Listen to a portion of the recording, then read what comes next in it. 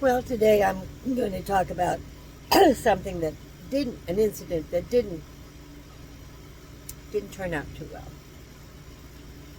And because I've seen some videos on it and I've talked about roommates, but I haven't really told you my worst scenario. I had a roommate. I had someone who was 10 years behind in their taxes.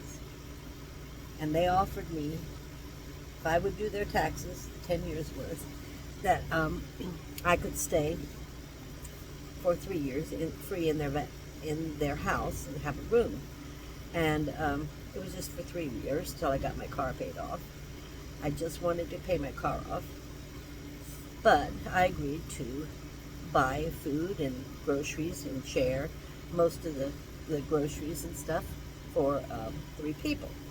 So the homeowner's son lived in the house as well. And I didn't know too much about the son when I moved in, but I found out over time. So I'm living there and I finished all the taxes. I did the taxes when I first came there, assuming that everything would work out accordingly. I trusted this person, and it wasn't what happened wasn't this person's fault, but it left a bitter taste in my mouth. So this person had to leave on a family emergency, had to leave the house, and they left me with their adult child, someone in their 30s. I had found out that this person had a very violent temper. He would take hammers to walls, tables, or whatever. When he would blow up about, he would get angry about something. It was a bad scenario, so they had to leave, and they were going to be gone for quite a while, and things started happening. We were in constant fighting.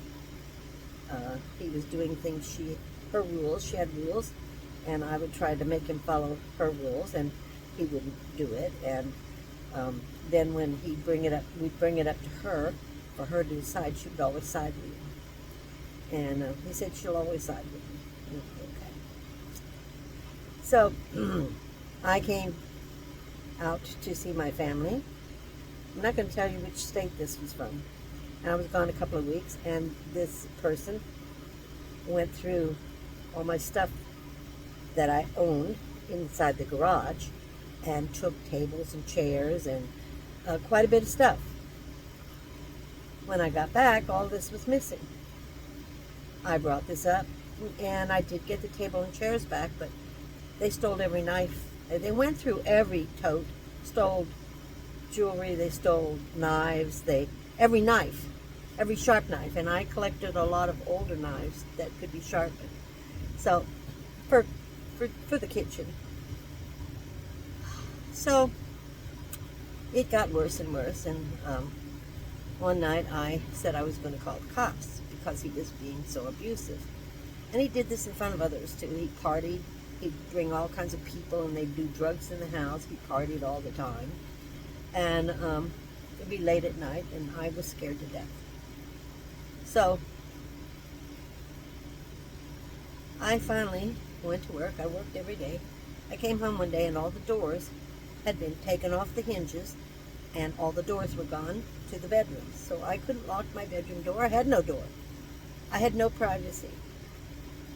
And it got to the point where he was slapping my phone out of my hand when I'm trying to call the police.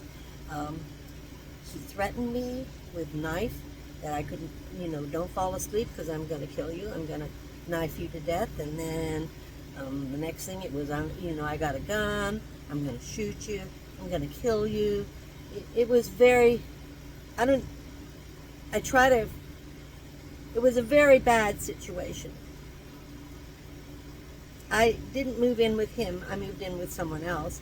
He was there. He had just as many rights in that house as I did. I came home. One night I just didn't want to be there for the weekend. So I went away. And I had a room somewhere else. I spent the night somewhere else.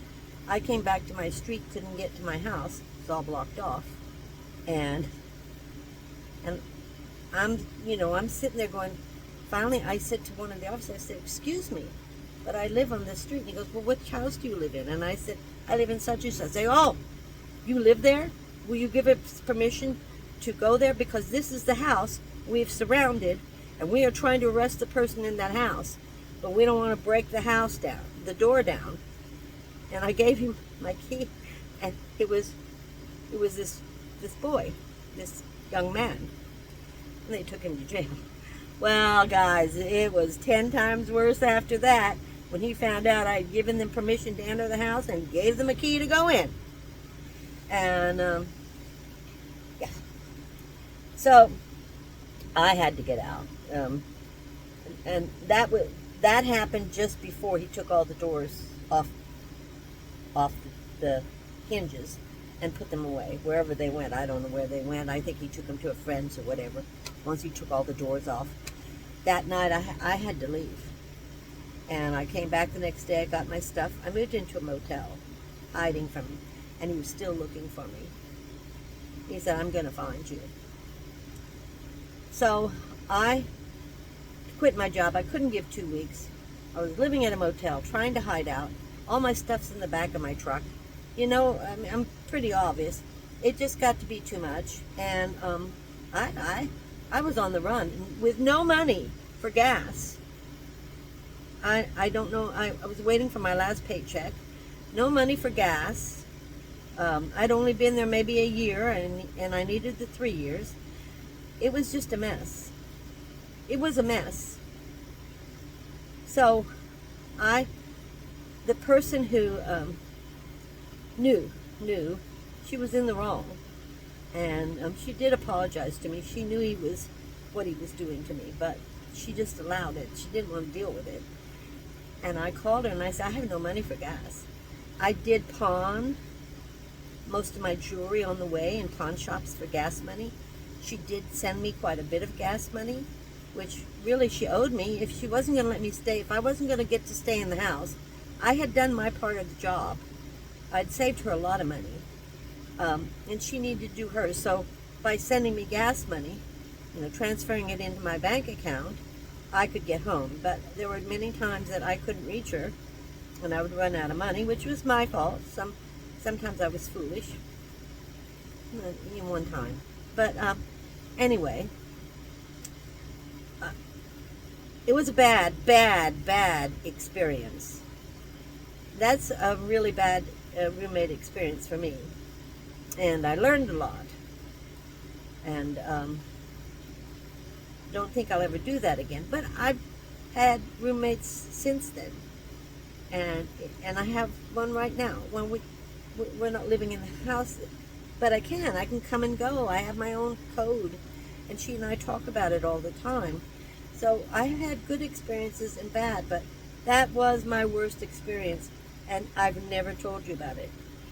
So maybe I should. Maybe I should tell you what I've personally experienced as a roommate. It wasn't good. I'll see you next time. Thank you for watching, and please share if you think it'll be of any value to someone. Thank you. I'll see you next time. I'll give you my love.